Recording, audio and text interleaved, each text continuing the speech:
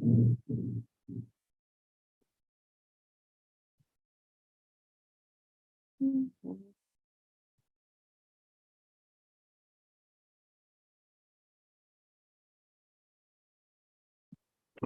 everyone. Olá, Barev. Welcome to Abralin ao Vivo, Linguistics Online, which is an initiative of the Brazilian Linguistic Association. I'm Lucine Yeriazaran, professor of Armenian language at the University of São Paulo, where there is a chair of Armenian studies.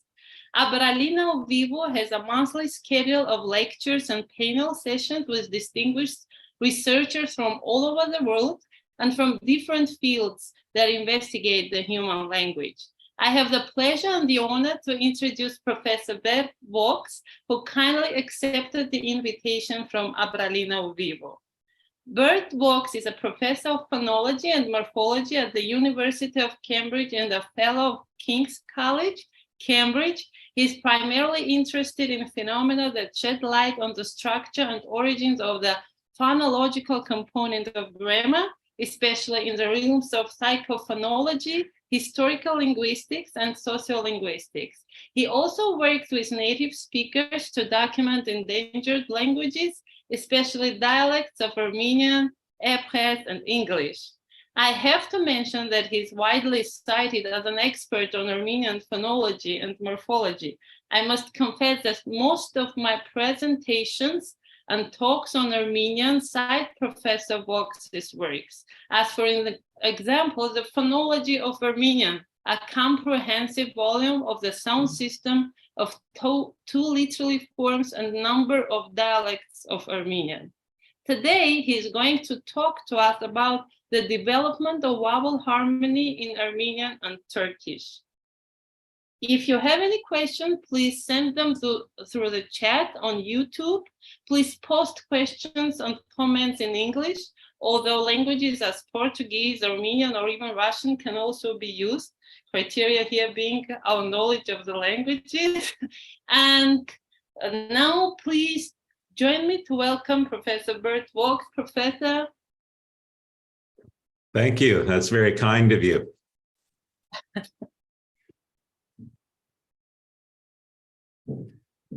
Okay, is that, are you all able to see the screen now? Not yet. How's that? Okay, yeah. Okay, today I'd like to talk about the development of vowel harmony in modern Armenian and modern Turkish.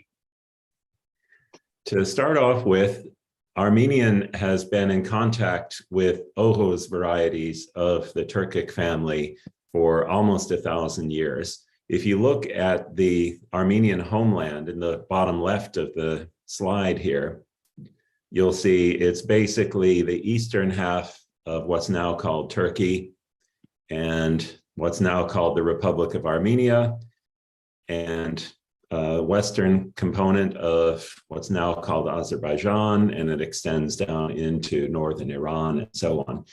And if you then compare that to the domains of the Seljuk Empire and then the Ottoman Empire, you'll see there is significant overlap.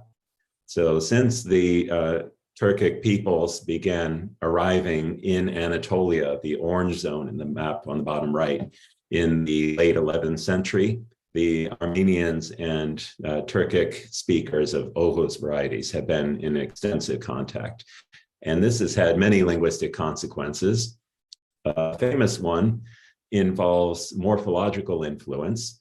If we take the form of Armenian in the 5th century AD, so about half a millennium before the Turks arrived, and we consider the classical Armenian translation of Proverbs 1:6 from the Old Testament, this phrase is to understand the words of the wise. Is charis imas notes, where you have an accusative prefix, the word for word, an accusative plural marker, and then you have the word for wise with a theme vowel and a fused genitive plural marker. This is very Indo-European in its appearance. If you then compare that to standard Eastern Armenian of today, this is a translation from 1895, You instead get imasdunerun choskera, where you now have more transparent agglutinative marking that looks very, very similar to the modern Turkish form. And linguists like to attribute this drastic shift in the morphological and syntactic systems of modern Armenian to influence from Turkish speakers and Armenians who are bilingual in Turkish in particular. Do you find this kind of influence in the vowel harmony domain as well, perhaps the most famous aspect of the Turkish language? We do actually find vowel harmony systems in many varieties of modern Armenian. Here's just one example, which I've picked from the dialect of Goris, because this is an area where the Azeri army has been moving in, unfortunately, over the past 2 years. In the Goris dialect, you'll get a form in the aorist past tense, like muratsa, I forgot. But if you add the same aorist and person and number markings to a front vowel root, like tu, you'll get tulatsa with front vowels instead of back vowels. So is this kind of harmony that we find in many, many modern Armenian dialects another case of Turkic influence, or is there something else going on? That will be our basic question today. We're going to organize our investigation in terms of the synchrony and the diachrony of Armenian vowel harmony. In terms of synchrony, we're going to look at the typology of Armenian vowel harmony systems, and we'll focus on 3 case studies from Tikranakert in Eastern Turkey, from Kesab in Syria, and from Maragha in Iran. And then we'll look at the diachrony of the system, including when exactly did backness harmony and rounding harmony develop in Armenian and in Turkish? And did any Armenian vowel harmony systems arise without Turkic contact? If they did, that would be a good case against the Turkish influence hypothesis. And finally, were there plausible internal triggers within Armenian for the genesis of Armenian vowel harmony? And what I'm going to propose is that there were a number of factors inside Armenian, including 2 vowel shifts that happened between the 7th century and the about 1,000 years later, which in tandem with some universal cognitive and channel biases that all humans share, provided the necessary preconditions for the development of vowel harmony before the arrival of the Turks in the Armenian homeland in the 11th century. Extensive contact with Turkic vowel harmony systems beginning in the 11th century likely provided the final push over the probabilistic threshold for Armenian learners to phonologize vowel harmony systems, albeit in strikingly different ways than we find in Turkic. When I say Turkic rather than Turkish, that's designed to include Azeri varieties, which are also intimately involved with Armenian varieties, in case you were wondering. Next, following Cem Keskin, the development of vowel harmony in Armenian and Turkic may have been a symbiotic process rather than one where Turkish and Azeri developed harmony and then Armenian copied it from them in some form. The Armenian and Azeri and Turkish seem to have developed harmony in parallel. And finally, modern Turkish vowel harmony was not actually in place until the 18th century. And the same may be true for the Armenian harmony systems, though in the latter case, the evidence is too scanty for us to be sure. Okay, let's start with the synchrony of Armenian vowel harmony. There are 3 domains of vowel harmony in Armenian dialects: the root, the root plus epenthetic vowels, or just epenthetic vowels, depending on the system. And finally, the prosodic word. The prosodic word is the domain that we're familiar with from garden variety vowel harmony systems, like in Turkish, but you find Armenian varieties where you just get harmony holding at the root level. And this is analogous to what McCollum has suggested is the case in Kazakh, a Turkic language. And you also find dialects where only epenthetic vowels, ones that you insert, undergo harmony. Here's a map of the dialects that we know for sure show prosodic word harmony. So that's the mainstream familiar kind of vowel harmony. I think there are going to be many more dialects than these. These are just the ones I've worked on where I know for sure that they have a prosodic word harmony system. So in the bottom left of the map on the Mediterranean coast in Syria, you see Kesab. Up in Cilicia in south central Turkey, you see Zeytun. And then moving east in southeast Turkey, you see Tigranakert. And then around Lake Urmia in northwest Iran, you have Khoy and Urmia and Maragha. Salmast in that area also had a harmony system, but it's not as well documented, so I haven't put it here. And then in the northeast corner of the map, which is in Nakhichevan and Karabakh and southern Armenia and so on, you get many harmony systems in the area of Nagorno-Karabakh or Artsakh, in Alis, Karchevan, Merghi, etc. Typologically speaking, if we view the harmony systems we find in Armenian dialects in terms of that three-way partition that I mentioned before, many dialects show root harmony. There are about 50 or 60 of these that are mentioned by Jahukyan in his 1972 book on Armenian dialects. Here I've included the most clear-cut, reliable cases of that type. Agulis, Aresh in northern Azerbaijan, Goris in southern Armenia, Karabakh, and so on. Prosodic word-level harmony systems I showed you on the previous map. These are much like with the root harmony systems, mainly only for the feature back, not for round as we're familiar with from modern Turkish. The one exception is you do find prosodic word level harmony for rounding in Maragha on the southeast side of Lake Urmia in Iran. And finally, for epenthetic harmony, you find it for both back and round in a wide range of Armenian dialects. Let's now zoom in on 3 case studies and we'll see how each of these work in representative examples. Beginning with Tigranakert in Turkey, Armenians associate the ancient capital of Tigran in the Roman period with what's now called the city of Diyarbakir. Where exactly Tigran's capital was located is not agreed upon, but Tigranakert is usually used as the Armenian label for the dialect of Diyarbakir in that region historically.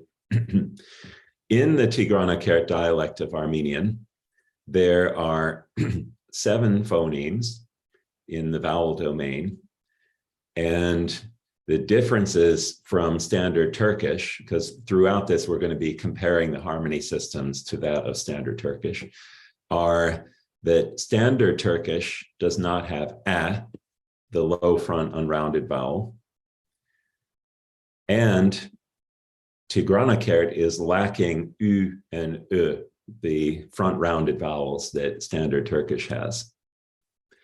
Another difference is that in Tigranakert, there is only one harmonic vowel pair, which is a. And you find these 2 vowels alternating within roots at the prosodic word level also.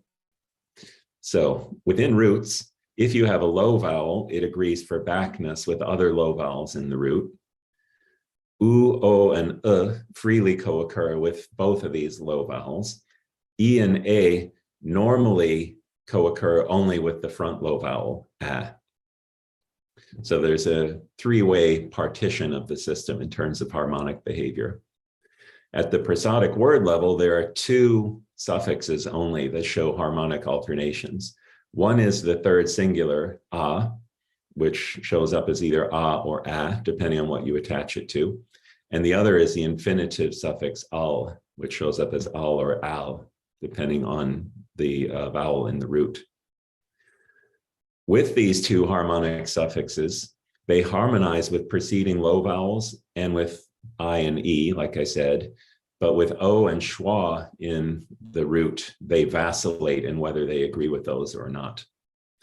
The keys for our purposes are that in Tigrana vowel harmony is severely restricted in both the targets and the morphemes involved in the process. So this is clearly not simply a borrowing of vowel harmony from any known variety of Turkish. This seems to be an independently developed system. Another key is that the neutral vowels show a split behavior. Two of them behave actively. That's I and E that are able to spread their minus back value to following vowels. And two of them are inert, namely U and O. And this split in the behavior of neutral vowels is unexpected in comparison to Turkish and other Turkic languages. Okay, let's move on to case study number 2, Kesab in Syria on the Mediterranean coast. Their vowel phoneme inventory is slightly larger and a bit different looking than your average Turkic language. So they have I, A, A. U is said by Cholakian, the main person who has worked on this dialect, to be in free variation with U, except in a few lexical items where you have phonemic contrast between U and U. Then you also have A, U, and O. And then diphthongs ye, wo, and woi. Phonetically, they have many, many more vowels than this, but this is just the phonemes that can be shown to be phonemically contrastive. In terms of harmonic pairs in Kesab, there are 4 archiphonemes, as it were.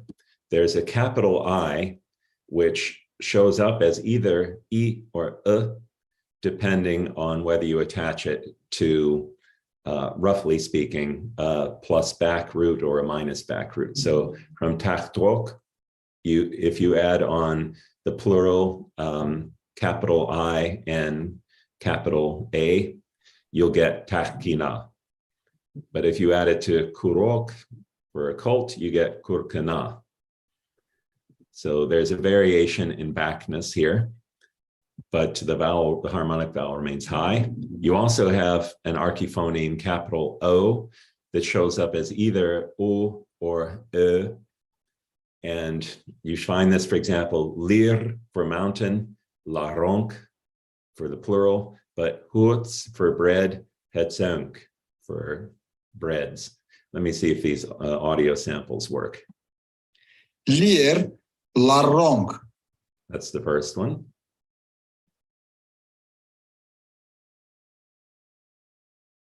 Huts, hetsunk.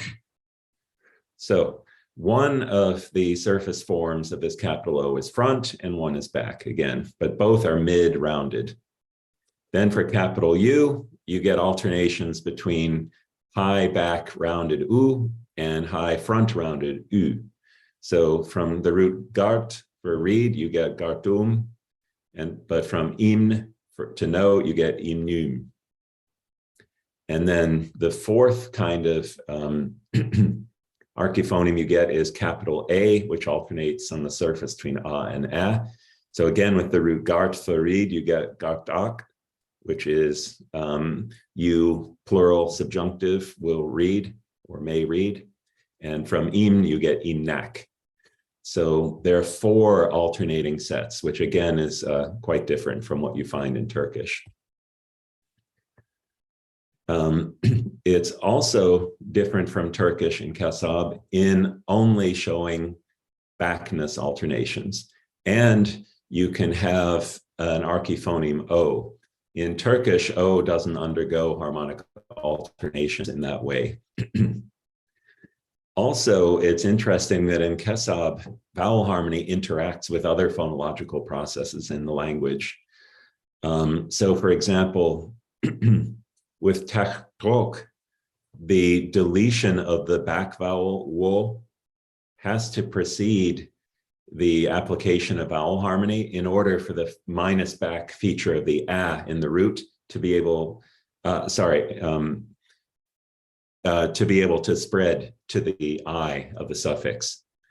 Whereas in a form like teb for bush, their vowel harmony has to precede vowel reduction in order to get the desired result.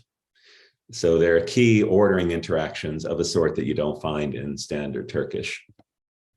Okay, our final case study comes from Marağa in northwest Iran.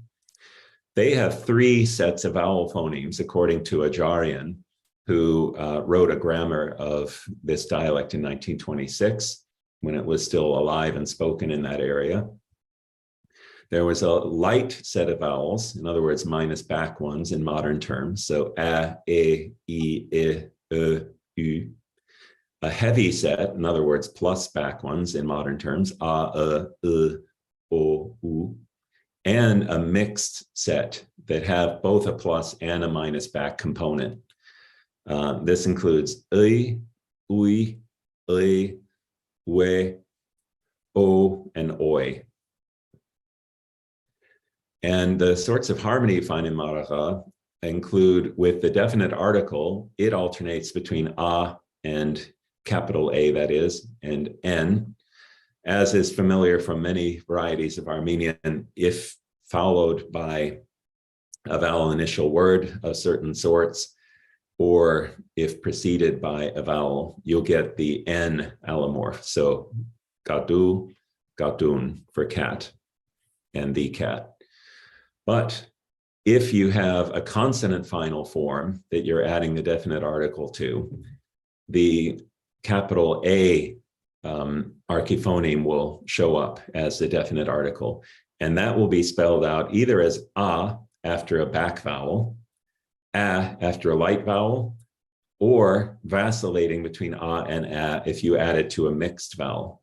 So from Mart, you get Marta for the man. From Kit for nose, you get Kita. And then for something like Pis for a ditch, which is classical pos, you'll get either Pisa or Pisa. And the main difference from standard Turkish for our purposes here is this set of mixed diphthongs that show vacillating behavior between being treated as plus back or minus back. You don't see anything like that in Turkish. Another example is the genitive capital I. After a heavy vowel, you get So from chats for bread, you get chatze for of the bread or of bread. After a light vowel, you'll get I for the genitive. So for chij, gum, you get chiji. And after a mixed vowel, you'll get either or I. So again, that vacillating between minus and plus back options. So for example, for hueg, for soil, you get either as the genitive of soil, huege or huegi. And here the main differences from Turkish are no round harmony in the high vowel suffix, unlike in Turkish. So you can see, for example, in goloch for head, you get goloche for the genitive, not golochu, as you might expect in Turkish. So there's no spreading of rounding there to the capital I suffix. Secondly, there's prosodic conditioning of harmony. When you have the capital I in a closed syllable, it doesn't undergo harmony. And that's an effect you don't find in standard Turkish. And then again, this vacillation with mixed vowels is something very alien to standard Turkish. Okay. Finally, in Marağa, you find the epenthetic harmony that I mentioned earlier. For example, with the first singular possessive suffix s, after a vowel final form, you'll just get s. So gatu for cat, gatus, my cat. After a heavy or plus back vowel, you'll either get schwa or schwa alternating with u. So chats, you'll always get chatzes according to Abralin. But for something like ucht, meaning a pact, you'll get uchtes. But mum, also containing a u, candle, you get mumus. But with koltuch, for wing, you get koltuchus with a u instead of a schwa. After light vowel roots, you'll get either E or U, depending on if the root vowel is rounded or not. And after roots containing I, you get either I or as the vowel in the possessive. And here the main difference from Turkish for our purposes is that rounding spreads variably from U. That's not an effect you find in Turkish. And it doesn't spread from O, again, unlike what you find in Turkish. And then the behavior of I is completely alien to Turkish or any Turkic language. So to summarize a comparison of Armenian and Turkish vowel harmony, there are similarities. So the harmonic features involved are almost always back and round in both Armenian varieties and in Turkish and Turkic languages. Dorsal consonants K and G and also L can interfere in harmony. So for example, in the Agulis or Zok dialect of Armenian, with giluh for head, if you add on the definite article N, you get giluhu, where the light L and the light G end up conditioning front vowels or selecting front vowels in the form, even though that form would be expected historically to have a back vowel. You also find many differences between Armenian and Turkish vowel harmony. In Armenian, height can sometimes be involved, can alternate, specifically in the Zeytun dialect of Armenian. Suffixes generally only alternate for back in Armenian varieties. Maraga is the lone exception to that. Whereas in standard Turkish, you get round alternations in high suffixes that are harmonic. Vowel harmony can be very limited in terms of targets, as we saw in Tigranakert Armenian, and also in terms of the set of morphemes that participate, as is the case in Zeytun, which we didn't look at today. And finally, Armenian dialects show a wide range of sets of neutral vowels with regard to harmony, which is not something you find in Turkish. So, in a sense, what we've just seen here in the summary slide is similar to what Revithiavu and company observe about vowel harmony in some modern Greek dialects, that there are some key structural similarities, like with the features involved, but also significant differences. They conclude, though, that it stands to reason that the harmony patterns in the modern Greek dialects that have harmony still develop through contact with Turkish. So should we use their reasoning in the Armenian case as well? That's something we're going to consider in the rest of today as we go on. And here the diachrony of the situation is going to be relevant. So we're going to look at, when did Armenian vowel harmony develop? When did Turkish vowel harmony develop? And are there any varieties of Armenian that developed harmony without contact with Turkish or any other Turkic language? So when did Armenian vowel harmony develop? The first sporadic examples we have of it all involve epenthetic harmony. And the first case I've come across is the rendition of what I think is the name Rushtuni in the Narratio de Rebus Armeniae, which is narrative or story of matters going on in Armenia that was written in about 700 AD by an Armenian author. But the only surviving version we have is a Greek translation of that was written sometime before 1100, but we don't know exactly when. And there, Rushtuni is rendered as Orunes in Greek, where you can see there's been an epenthetic vowel inserted before the R that undergoes rounding harmony and back harmony with the following vowel. We also find in manuscripts erroneous renditions of names, words, etc., that are instructive. So, for example, in a manuscript from 1439 from Jerusalem, we find Christos, meaning Christ, rendered as Christos, with an epenthetic I, which agrees in backness and rounding and height with the first root vowel. And there are many examples like this, but they're all sporadic. There's no evidence of systematic vowel harmony in any type of Armenian in these early centuries of the existence of written Armenian. The first systematic attestation of vowel harmony in Armenian is in 1711, when the first Western scholar by the name of Joachim Schröder, he was a sort of polymath who was interested in languages, and he was based in Amsterdam. And he happened to make friends with a number of Armenian merchants who were based in Amsterdam.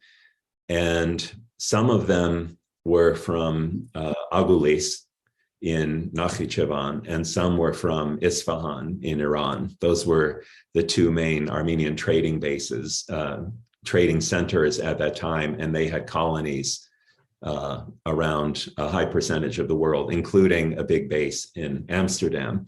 So he worked extensively with a few speakers of the Agulis dialect and the Isfahan dialect. And when he's reporting on the Agulis dialect, he gives some examples that show that they had backness harmony already. So for example, at the root level, the historical word from classical Armenian, lezu, meaning tongue or language, comes out as lizu, where the u of the root has assimilated by vowel harmony in backness to the front vowel in the first syllable. So that's an example of root harmony. They also have harmony at the prosodic word level. So when you add on affixes, some of them then come to agree in backness with the root they're added to. So for corrupter or destroyer, classical kandor, when he's talking about a saying that the Armenians from Syunik, the southernmost bit of Armenia, are destroyers of the language because of their exotic dialect. This was a saying that he was taught by one of these Armenians he had made friends with. They use this form kandur, where the root kand has come out in Agulis as kand with a front vowel, and that frontness then spreads on to the o, which normally becomes ur in this dialect, and makes it front. So you get kandur with a front vowel in the suffix. And you also find epenthetic harmony in this dialect as rendered by Schröder. So he renders Christian in Agulis dialect as kiristunya, with all front vowels in the form, which come from the E, the front E of the root underlyingly. Schröder, though, was an outlier. He was the only person working on Armenian who noted the existence of vowel harmony until 1883, so almost 200 years later, when another person also working on the Agulis dialect, Sargosians, in his book on the Agulis dialect, actually did represent the harmony processes that they undergo. Some of them, not all of them. Ajarian himself worked on the Agulis dialect and published a book in 1935 on it. And you can see in his materials, and indeed I can see from working with native speakers 30 years ago, that the harmony system is much more extensive than what Schröder reported, but he was the first person to actually note systematic vowel harmony in Armenian. So our earliest reliable record is from 1711, but that doesn't mean that no dialects had harmony before then. That's just the first evidence of it.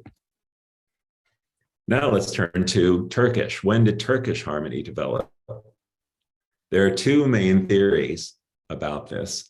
One is, and this is the one I was taught in graduate school, Proto-Turk, the answer of Turkish and Azeri and Kazakh and so on, had vowel harmony, and all Turkic languages preserve this, except for Uzbek, which in some of its varieties has lost vowel harmony.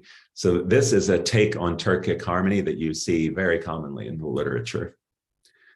The second theory, in response to my question on this slide, is that Proto-Southwest or Oghuz Turkic, So this is the ancestor of Turkish, Azeri, Gagauz, and so on, possessed limited back harmony at most, and no round harmony. These processes of back harmony and round harmony gradually spread through the inventory of affixes in the language over the centuries. And they eventually neared completion, getting close to the modern Turkish system by the 18th century. In other words, put briefly, modern Turkish vowel harmony only developed gradually, one morpheme at a time, it seems, and only took something like its current form in the 18th century, not all that long ago. Theory number 2 seems more likely to be correct given the available evidence.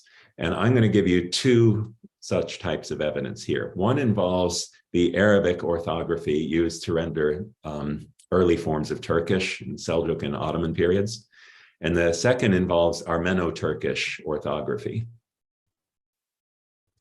So argument 1, if we consider one of the earliest sources of Oghuz/Seljuk Turkish from Sultan Walad in the 13th century. So he was the son of the famous poet Rumi, who normally wrote in Persian, I believe, but he did write a number of verses and so on in Turkish that are often cited in the literature. So this is sometime in the late 13th century AD. If we look at how he actually wrote the words of Turkish, you'll see that the evidence for harmony being at work is suspicious. So your face in one of his verses in his divan, in the analysis of it by Mansuroğlu, 1954, he renders the Arabic script original as Yüzüni, which looks just like modern Turkish if you ignore the tilde over the N, which isn't of relevance to us here. And it looks like the vowel of the final suffix hasn't undergone the harmony we would expect in modern Turkish, but the middle vowel has. But if you actually look at the transliteration carefully, it's what's going on here from right to left in the Arabic script original is Y, W, Z. I wrote U, that should be a W, sorry. Y, W, Z, W, N, Y, which straightforwardly speaking is rendering basically Yüzüni. There's no evidence in the way this word is written that any of the vowels in the first 2 syllables are front. Mansuroğlu has interpreted this transcription that he gives on the assumption that it is rendering something like the modern Turkish of Yüzünü. But actually, if you factor out his modern interpretation, there is no evidence for harmony on the capital I here. And as for the rounding in the second syllable, I believe, I'm not an expert on early forms of Turkish, but I believe that at this time in the 13th century, the vowel of the suffix was invariant U. So there's no harmony being revealed there either. Second argument comes from the early Turkish sources in Armenian script. There's something called Armeno-Turkish, which is basically Turkish written in Armenian characters. And there are hundreds and hundreds and hundreds, maybe thousands of texts that are written in Armeno-Turkish from the 13th century to the 20th century. And if we look at an example of this genre, we'll see something interesting, which is connected to the fact that the Armenian script writes all of the vowels normally, except often it doesn't write schwa, the sound. Whereas the Arabic Arabic script version for writing Turkish often would not bother writing vowels at all. So with Armenian, they write the vowels and they have the ability to convey vowel sounds that you can't with the Arabic script in any agreed on way. So the contrast between and e, for example, but also u and can be written in Armenian in agreed upon ways. So let's now consider some Armeno-Turkish from Toros of Taron, that's modern day Mush province area, written in around 1300, maybe a few years before that. In a poem that he wrote about Erzincan, the city, he uses forms like oldi, meaning was.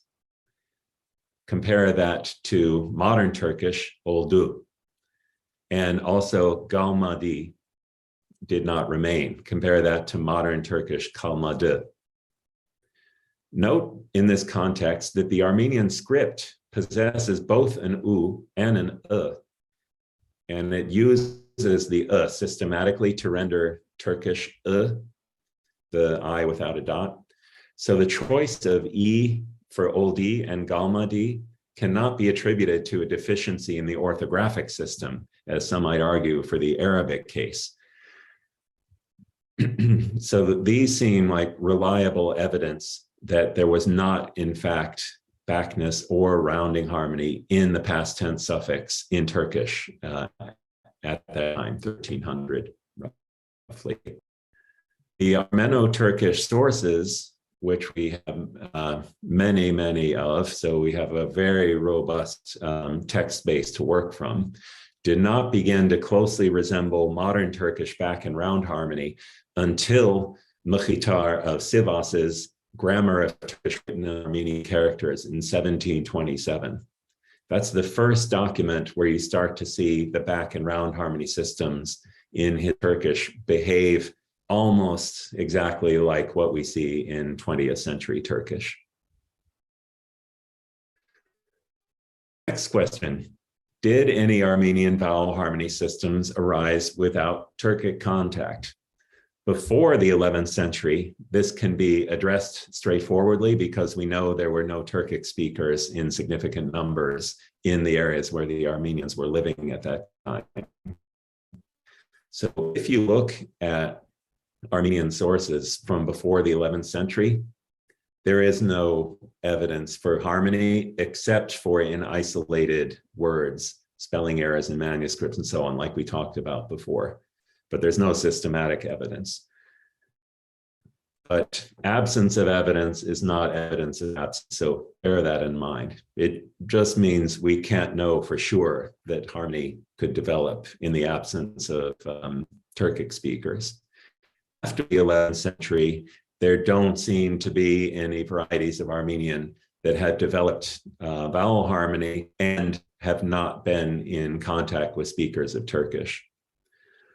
All of the varieties of Armenian that are currently located in areas where there's no Turkish influence today, so say Suceava in Romania, Nor Nakhichevan in Russia, the various varieties that were spoken until recently in India, the Tiflis dialect in Georgia, all of these were once in Turcophone milieus for extended periods of time. So they, these particular ones that I named don't show vowel harmony, but for any dialect you find today of Armenian that is not in an area where there are still Turkish speakers, they were in extensive contact with Turkish speakers in the past and hence would have picked up influence at that time. Okay, let's move on. Next component of our diachronic inquiry involving endogenesis. Specifically, were there plausible internal triggers for the origins of vowel harmony within Armenian? So ones where we don't have to attribute a harmony specifically to borrowing Turkish. Could internal forces have played a role? Well, there are omnipresent ingredients of vowel harmony that all humans have, which could just as well have played a role in Armenians developing vowel harmony as with any other humans who develop vowel harmony systems across the world in the past. One is a channel bias called vowel-to-vowel co-articulation. This has been proposed by John Ohala as the factor involved in the origins of vowel harmony systems across human languages. That there is this tendency to co-articulate from one vowel to the next or from one vowel to a previous vowel. And this phonetic kind of near universal, he suggests, is the origin of phonological harmony systems. There are also cognitive biases, I would argue, that would favor the development of vowel harmony. First of all, many human children spontaneously develop vowel harmony systems when learning whatever language they're exposed to. This has been found, for example, with kids learning Greek, and this is sort of standard Greek, not dialects of Greek that have vowel harmony. It's been documented for kids learning Hebrew, which is not a language with vowel harmony, and so on. So clearly there is a cognitive bias that makes available to children learning their first language the possibility that their language has vowel harmony, even if the adult system they're exposed to is not showing logical vowel harmony. And that cognitive bias could have played a role in the initial development of harmony in Armenian varieties as well. The role of weak underspecified vowels and agree, I'm not going to talk about now for time reasons. Let's now consider another element that could have played a role in the development of vowel harmony in Armenian. This has been suggested by Elizabeth Hopkins in her dissertation this past year. In Armenian, originally, you had a vowel system E, A, A, O, U, ignoring diphthongs, and then you had an epenthetic schwa on top of that we're not going to worry about right now. But sometime between the 7th and 11th centuries AD, we think, this process called Abralian's law developed, which created a new set of front vowels that hadn't existed in the language before then. So A, E, and U were added to the dialects that underwent Abralian's law. And this created a root level opposition, or an opposition within roots, between roots with A and ones with A, roots with O, roots with roots with U, roots with U. And ultimately, many of these dialects phonologized the backness opposition between these two sets. Here I've given you a map of the best known dialects that developed Abralian's law. There are actually more farther west than this people tend to talk about. So in the area around Lake Van and Lake Urmia, the Armenian dialects developed Abralian's law, and then in the south of Armenia and in Karabakh, and then a few other bits of Armenia. And what happened was there was originally an opposition in voicing in stops. So B versus P, D versus T, G versus K. And after the original voiced stops in word initial position, the vowels fronted in these Abralian's law dialects. So original ba became ba, original da became da, and original ga became ga. And this is the stage that had been reached by dialects like Agulis and Gurzen in northern Azerbaijan, and so on. Then the dialects that Abralian first discovered this law in went a step further and changed the B, D, and G to P, T, and K. So they lost the voicing element that initially triggered the fronting. So in Van dialect, for example, what was originally, say, ba versus ba has become ba versus ba. So this is reminiscent of tonogenesis in languages of Southeast Asia, where an original voicing contrast in stops gets transferred into the quality of the following vowel, and the contrast between the original consonants is neutralized. So this happened in a number of Armenian dialects, and the key for our purposes is it created a set of new front vowels that minimally contrasted with a set of pre-existing back vowels. And that gave you a pool of linguistic resources that could then feed into the phonologization of a vowel harmony system. As I mentioned before, Abralian's law can be fairly confidently dated to sometime between the period when loan words came into Armenian from Middle Iranian languages like Parthian and Pahlavi. This ended with the Arab conquest, or Muslim conquest in the mid 7th century. Arabic loans then started coming into Armenian. These undergo Abralian's law in the dialects that have it. But then Turkish loans that start coming in the late 11th century don't undergo Abralian's law in these dialects. So Abralian himself, in his original treatment of the law, inferred from these borrowing facts that the law must have been in effect during that period between the Muslim conquest and the arrival of the Turks in Anatolia.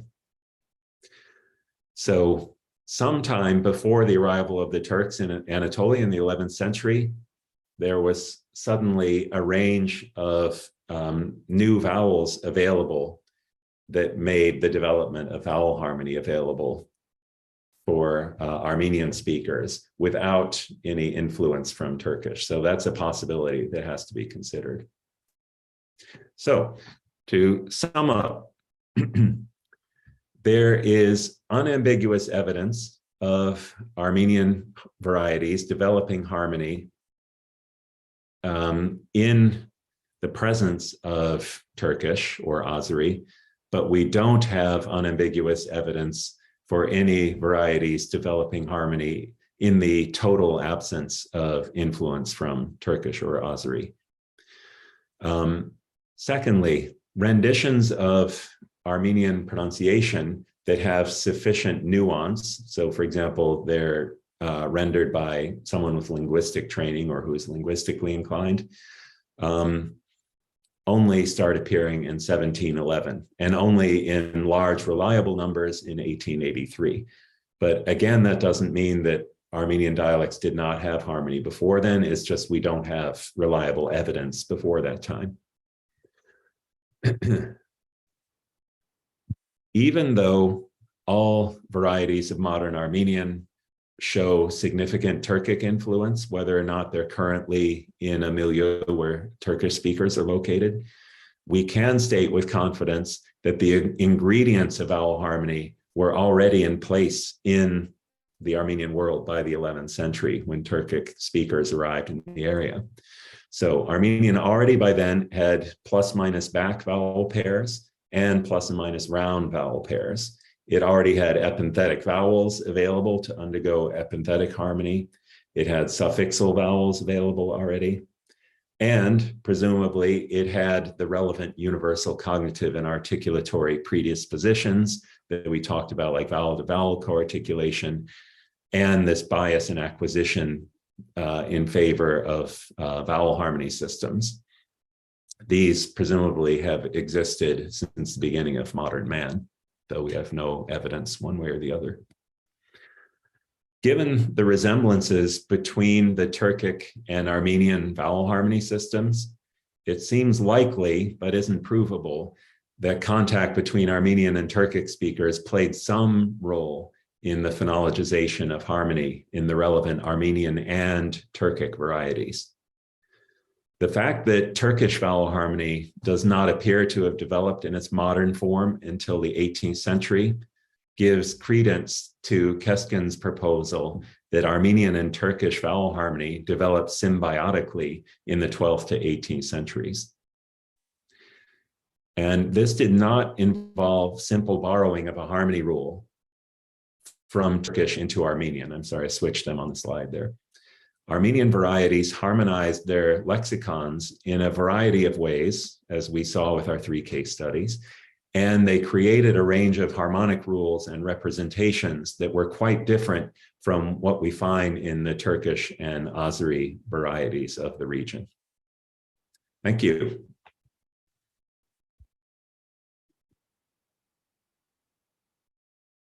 Thank you very much, Professor Walks, for this amazing lecture and for bringing us such interesting findings. We will now proceed with questions that we're receiving through the chat. Let me check. Itana Rodriguez Lopez is asking, Professor, as it is the first time I'm learning about Armenian language, could you tell us more about how do you classify a dialect as Western or Eastern? Thanks. Oh, that's a great question for someone who hasn't done linguistics before. So there are about 500 varieties of modern Armenian that have been studied by workers at the Dialect Institute in Armenia over the period since 1977. And they can be grouped into two varieties, Western varieties and Eastern varieties, based on sharing a large number of linguistic features, or isoglosses as they're called. So for example, the Western dialects, almost all, this is the non-standard dialects. I'm not talking about the standard literary dialects because everything is different in them. The Western dialects have borrowed their numbers for 70, 80, and 90 from Turkish, but the Eastern dialects don't do that. The Western dialects normally have some form of havgit for egg, and the Eastern dialects normally have some form of zu. The list goes on. There are hundreds of these features that very nicely separate all of the Western dialects from all the Eastern dialects. And the reason that this division is so clear, which is often not the case with dialect patterns in human societies in general, is that for a long period, the Western Armenians were under the control of one empire, first the Byzantine Empire and then the Ottoman Empire. And the Eastern Armenian dialects were under the control of two other empires, the Russian Empire and the Persian Empire. And presumably from being in the same cultural and political setting, such as living all in the Persian Empire, there was exchange culturally, including linguistically, within the networks inside that empire that was not possible to the same extent over the political boundary into the neighboring empires. Armenians are famous for having been merchants, very successful merchants for the last 1,000 years or so. So they were crossing over these borders all the time, the individual merchants. But if you're talking about the villagers, who were the ones that, develop and pass on these dialects in large part, they, like your average humans over time, were more sedentary than that. And that presumably enabled this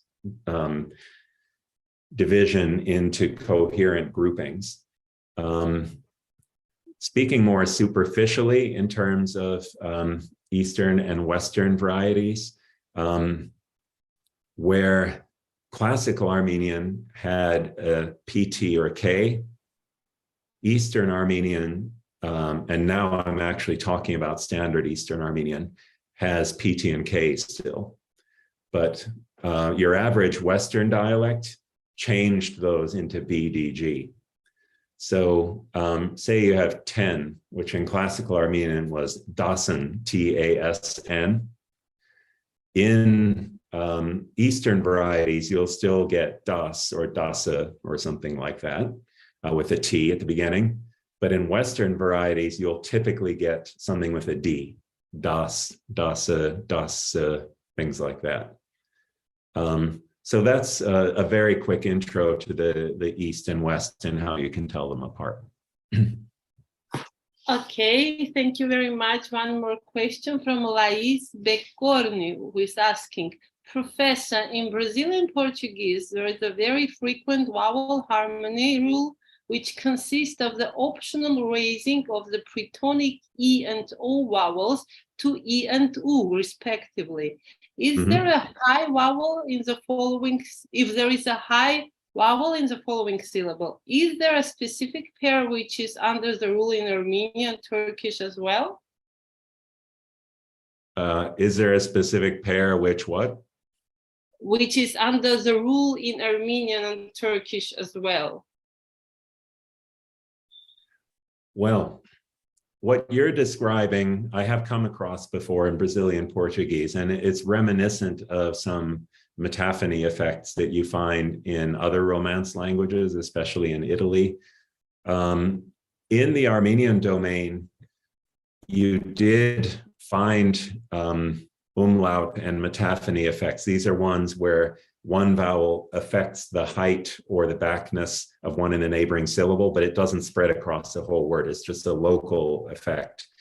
You do find things like that in the development from medieval Armenian in the 11th to 15th centuries, going into the modern dialects. And they may have actually played a role also in facilitating the development of the harmony systems we saw. I didn't go into that because the situation is much more murky, but I guess my short answer is people tend to treat metaphony and umlaut, these local kind of effects like you're talking about, separately from harmony, just because they only apply once and then stop, whereas harmony is sort of by definition something that holds for a whole domain, like a word. But they are very similar, arguably, in that they both involve probably some combination of co-articulation, assimilation between vowels, and then in your case, probably vowel reduction. I alluded to that as maybe playing a role in the development of epenthetic harmony in Armenian. When languages reduce vowels in unstressed syllables, they often are then more susceptible to co-articulation effects. And then you can get this kind of effect that you're talking about. Okay, thank you. Questions coming. Isamar Pales is asking, Professor, I'm a music therapist who just started studying phonological system for my PhD in linguistics. Could you explain how, if there is a difference between these cases of vowel harmony and what I have found in phonological development literature being called partial or total reduplication?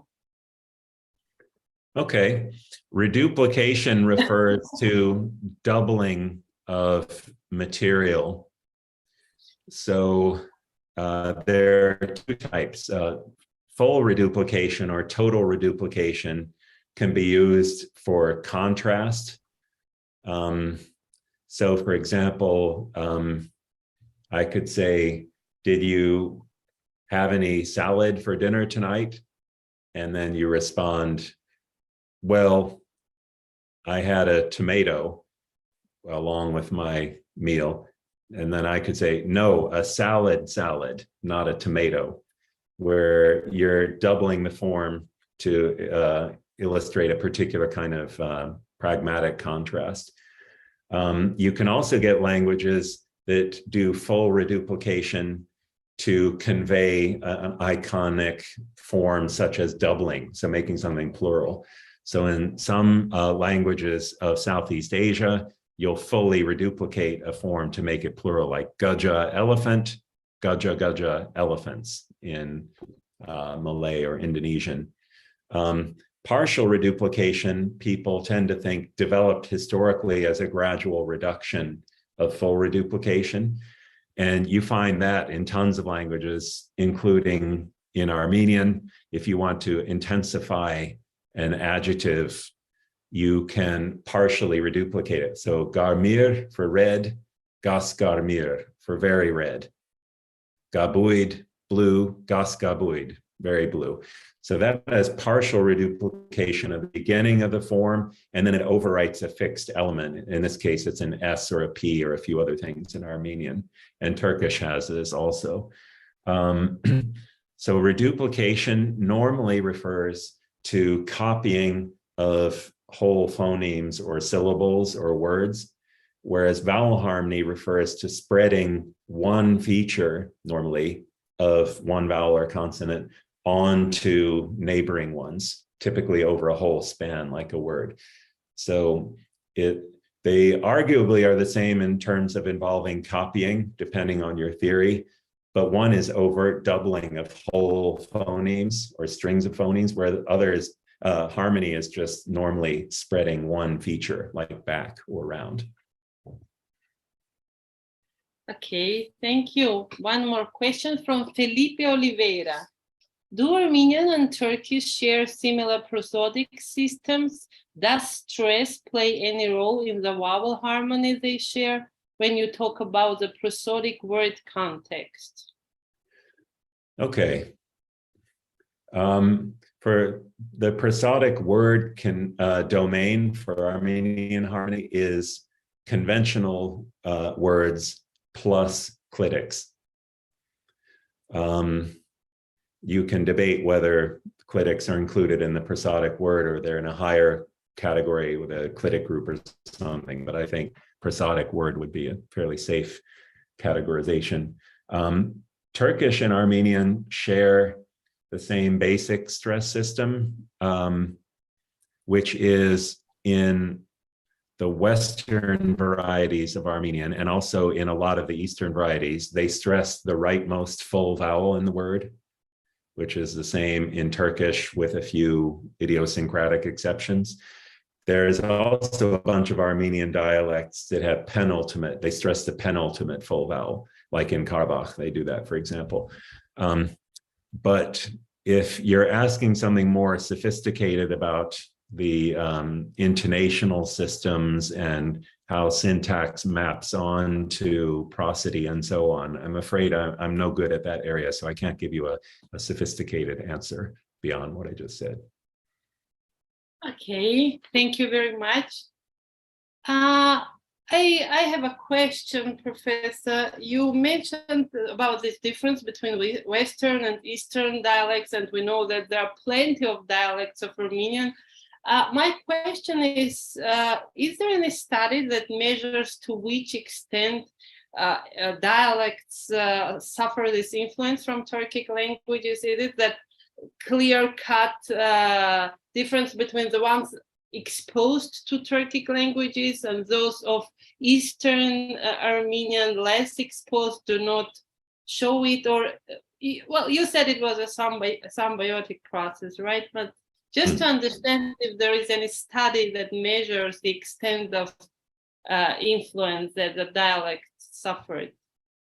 If there has been, I haven't seen it. There are studies of Turkish influence on Armenian and Armenian influence on Turkish, but they don't have this numerical slant that you mentioned. That should be possible to do in a sort of lexico-statistic way. But if it has been done, say in someone's dissertation in Yerevan, I haven't seen it or heard of it. It'd be a good topic to work on, in fact.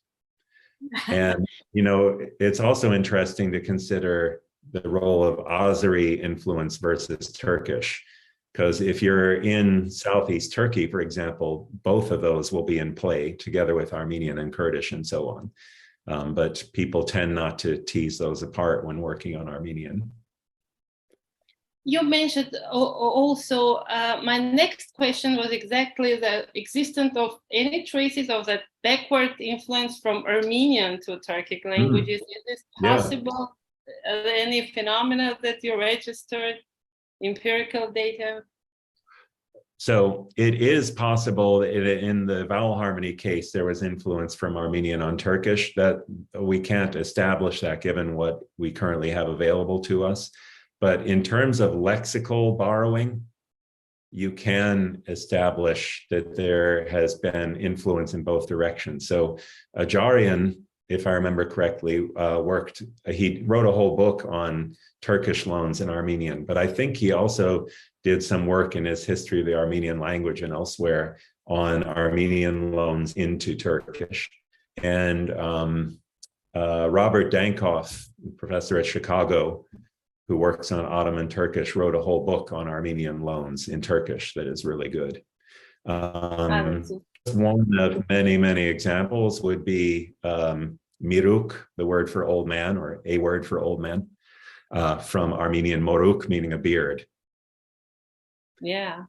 I don't know if I don't know if Turkish speakers today know that word, but you can definitely find it in dictionaries of Turkish. And one more question, as I teach Armenian at São Paulo University, and the first question that everyone asks, because of the fact that Armenia has been a part of the Soviet Union and this Russian Empire, everyone constantly asking if there is a Russian influence on Armenian language.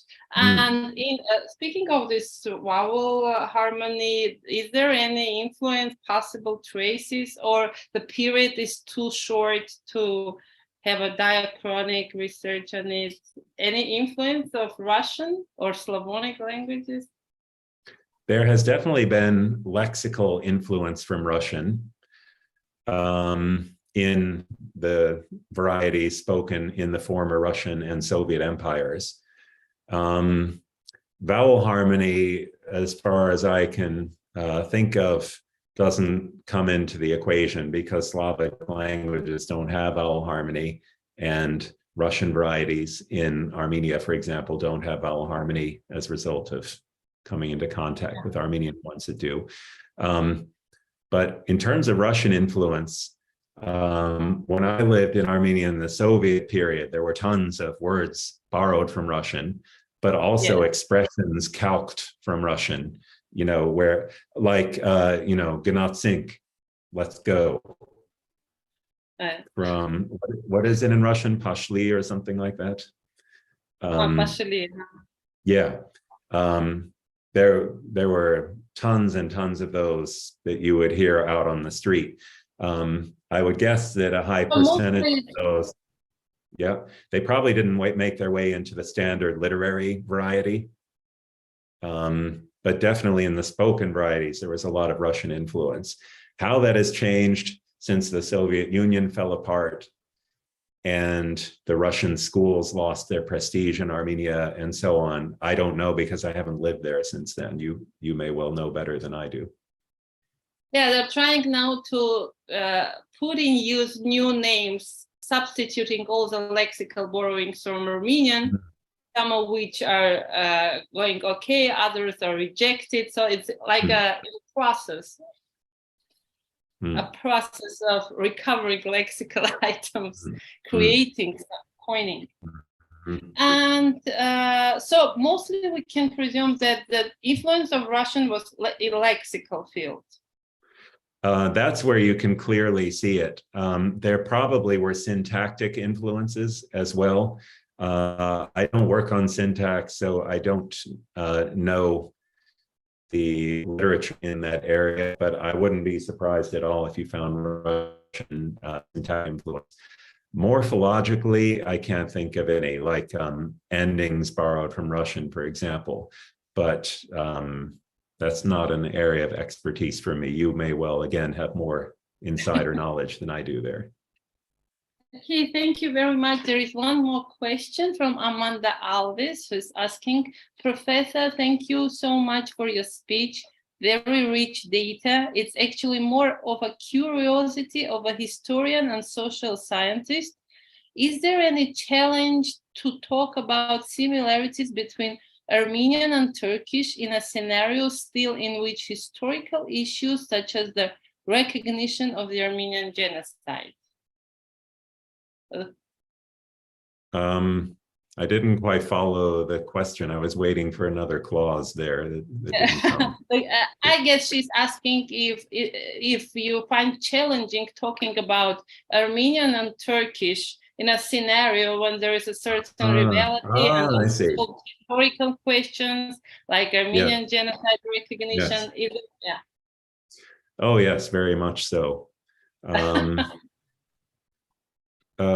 On the one side, you know, as an intellectual, you feel it's very important to try to remain objective. And there is so much that is not objective in that part of the world, in the discourses that you see in the media and in academia too, that you want to sort of steer clear of that. But on the other hand, there are very important things that are going on there and have been going on there for a long time that need to be acknowledged. such as the invasion of Armenia that's ongoing, the loss of the lands in Armenian lands in Azerbaijan and Georgia and so on. So it's very, very difficult for me, and I imagine for a lot of scholars, to strike a balance between objectivity in general, but also recognizing that not all things are balanced and equal. Sometimes there is something going very wrong that needs to be talked about and addressed. Yeah, it really is a constant challenge for all of us to stay unbiased and focus on academic evidence. Yeah. One example in the vowel harmony domain is that neither side tends to acknowledge that there were varieties of the other language spoken in the next village. So, you know, in parts of Armenia, there were Azeri villages before, and in Azerbaijan, there were Armenian villages before. But in the scholarship from one side or the other, you typically don't see those mentioned. That's one where I think we can speak fairly objectively about the harmony systems of the two. But once you get into, you know, how long ago, how far back each of the varieties was spoken in a given place, then it becomes a much more loaded question. Yes, and we hope, as we have on the coat of arms of the University of São Paulo, written "Science wins." So let us think that we contribute for a better world with all this academic research. And I guess that there are no more questions from the audience. And I want to thank you once more for accepting the Abralin invitation and for your fantastic contribution. And thank you very much. And I would like to know if you want to make some final remarks. Oh, I just wanted to thank all of you for inviting me and for sitting in. And feel free to email me if you have any further questions. I'd be happy to talk further. Sure, we'll keep in touch because there are more questions. And thank you so much for your time and for your participation. Thank you. Thank you. You. Okay, bye. Bye-bye.